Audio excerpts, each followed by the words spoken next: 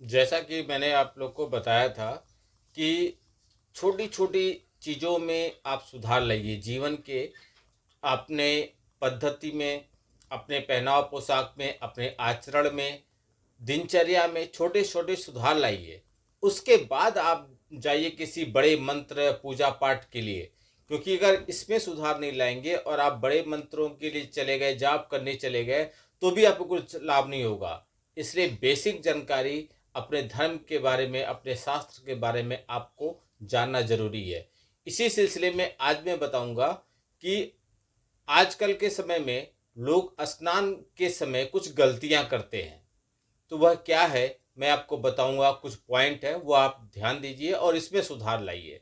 Number एक, किसी भी परिस्थिति जैसे शौच क्रिया कर लिया आपने, तेल मालिश कराया है आपने, शमशान घाट से लौट कर आ रहे हैं, या शारीरिक संबंध बनाए हैं, या और अपनी दाढ़ी और बाल बनवाए हैं, तो इसके बाद स्नान अवश्य कीजिए।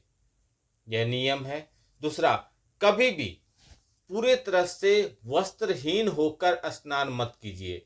शरीर पे कुछ न कुछ वस्त्र जरूर होना चाहिए स्नान करते समय, अथवा आप नरक के भागीदारी बनेंगे।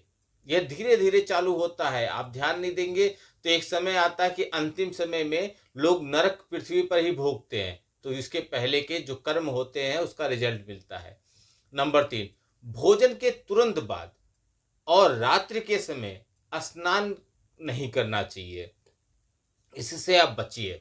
नंबर चार, कुएं से आप ऐसे कीजिए कि आप कोई झरना बह रहा हो, या कोई सरोवर हो, या नदी, या तीर्थ स्थल, तो वहां पे सबसे पहले आप प्रणाम कीजिए और जल आप हाथ में लेकर थोड़ा ईश्वर को दीजिए।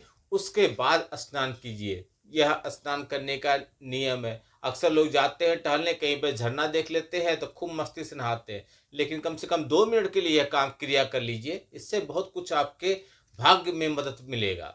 नंबर पाँच, यदि आप धूप से आ रहे बाहर से तो तुरंत स्नान मत कीजिए, इससे आपकी आंख की पीड़ा बढ़ेगी। और नंबर छः, स्नान करते समय कोशिश कीजिए आपका मुख पूरब दिशा में हो, या जल धारा जिधर से निकल रहा हो, यानी कि नल जिधर है उधर, या जिधर से जल का स्रोत बना हुआ है उस तरफ मुख करके स्नान कीजिए।